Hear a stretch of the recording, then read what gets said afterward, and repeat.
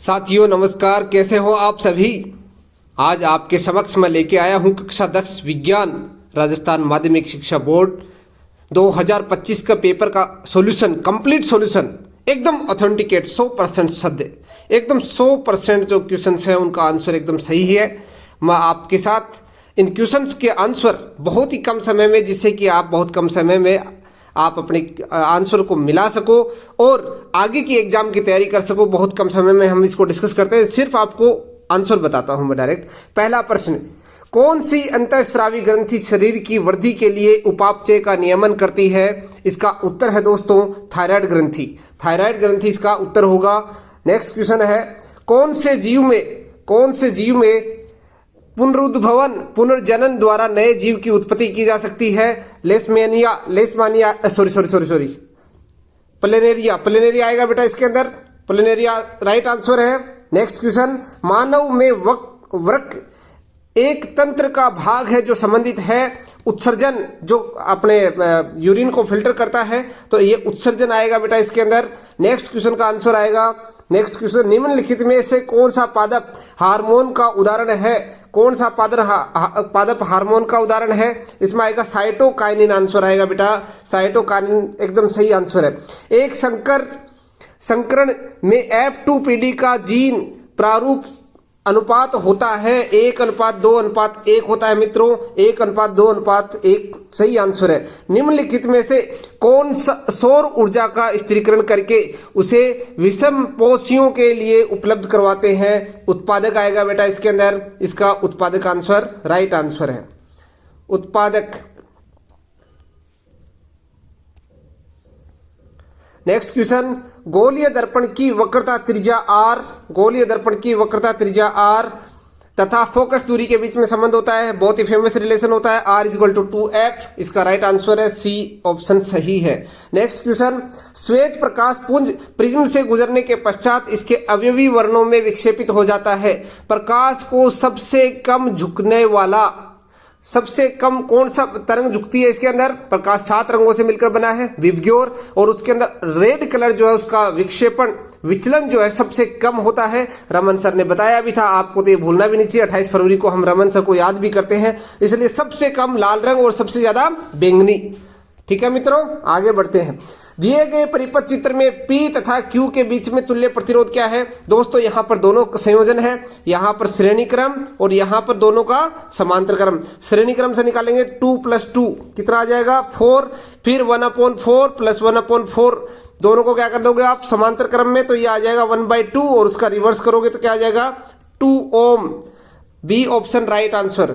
Next question है दोस्तों, निम्नलिखित में से सबसे अच्छा विद्युत का चालक है? निम्नलिखित में सबसे अच्छा विद्युत का चालक कौन सा है मित्रों? इनमें सबसे अधिक है चांदी। ये सारे के सारे चालक हैं पर इनमें सबसे अच्छा है चांदी। ठीक है बेटा।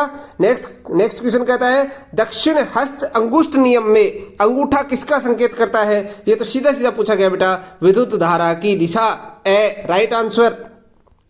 चित्रानुसार चुंबकीय क्षेत्र के लंबवत रखे चालक में विद्युत धारा प्रवाहित हो रही है। आपके पास ये डायग्राम दे रखा है और इस डायग्राम में आपको बताना है कि ये जो बल है चुंबकीय बल F = क्या होता है बेटा?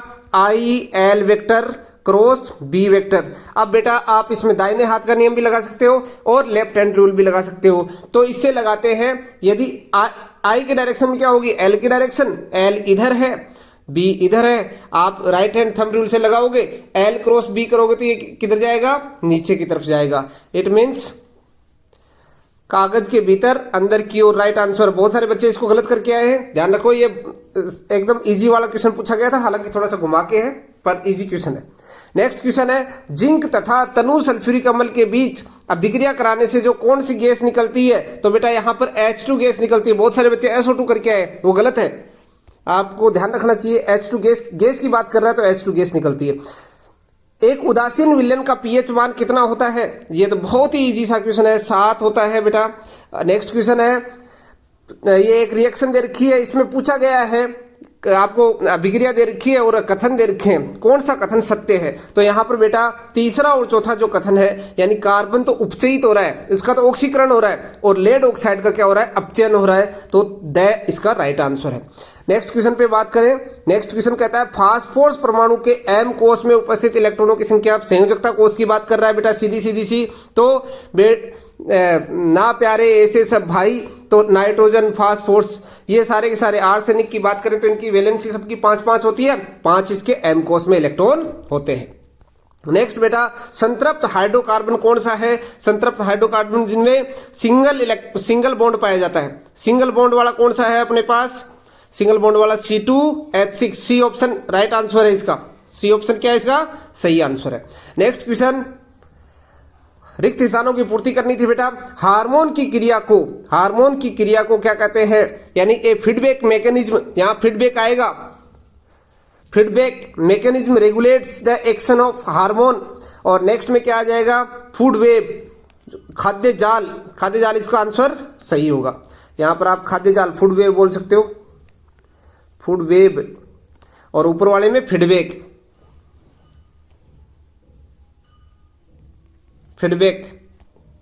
नेक्स्ट क्वेश्चन है, सामान्यतः विद्युत तार तांबे के क्यों बनाए जाते हैं? अपने घर के अंदर जो तार हैं जितने भी, वो तांबे के हैं। तांबे क्योंकि तांबा पहली बात तो सस्ता है, और दूसरा ये अच्छा सुचालक है। तो यहां पर सुचालक बोलोगे आप इसको, सुचालक, अच्छा चालक, गुड कंडक्टर, दोनों ही वर्ड सही है। गुड कंडक्टर बोल दो या चालक बोल दो, सुचालक बोल दो। नेक्स्ट है, विद्युत धारावाही वर्ताकार पास के कारण उत्पन्न चुंबकीय क्षेत्र की प्रबलता फेरों की संख्या के बढ़ने से। बेटा वर्ताकार पास है, इसके कारण चुंबकीय क्षेत्र की बात करता है। तो B = होता है μ0I_r²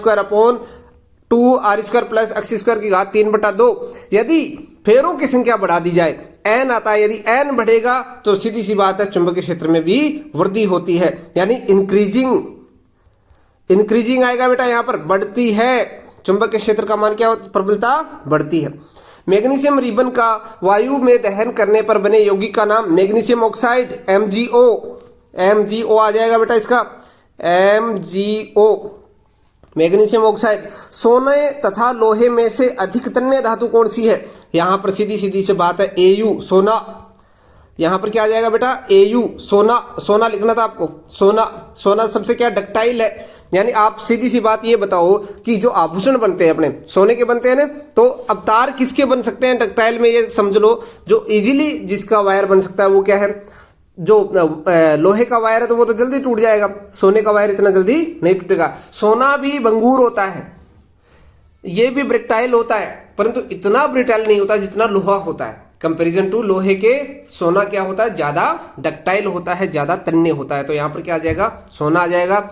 आगे के क्वेश्चंस तो आपने कर लिए होंगे, उस पर तो आप ज़्यादा डिस्कस करने की आवश्यकता नहीं। ज़्यादातर बच्चे इन्हीं पर ज़्यादा कन्फ्यूजन थे। तो एबेसेदा और खालिस्तान मैंने आपको एकदम सही आंसर बता दिए हैं।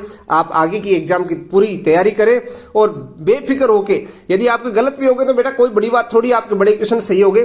तो इसलिए आप मेरे से जुड़े रहिए। 11th क्लास और 12th क्लास की फिजिक्स आपके साथ में बनाए रखूंगा। आप इस चैनल को सब्सक्राइब करिएगा, और आपको यदि फायदा हो तो अपने दोस्तों को भी शेयर कीजिएगा, जिससे वो बच्चे मेरे से जुड़े और उनको निःशुल्क शिक्षा में उपलब्ध कराऊंगा। साथ ही दोस्तों, यदि आपका कोई बड़े भाई और बहन फिजिक्स में CUET एग्जाम की तैयारी कर रहे हैं तो उनको आप जरूर अवगत कराएं कि बेटा आप इस चैनल पे आइए, और CUET का पूरा जो 40 दिन का क्रैश कोर्स है मैं उपलब्ध करा रहा हूं। आप सारे इस चैनल से जुड़िएगा, और आपका बहुत बहुत धन्यवाद। आपको ढेर सारी शुभकामनाएं इस आने वाली एग्जाम के लिए, और इस कंप्लीट जो 10th की एग्जाम है आपकी, उसकी सफलता के लिए। आप उसमें बहुत ही शानदार रिजल्ट प्राप्त करने वाले हो। आपको ढेर सारी पुनः शुभकामनाएं। जय हिंद, जय भारत।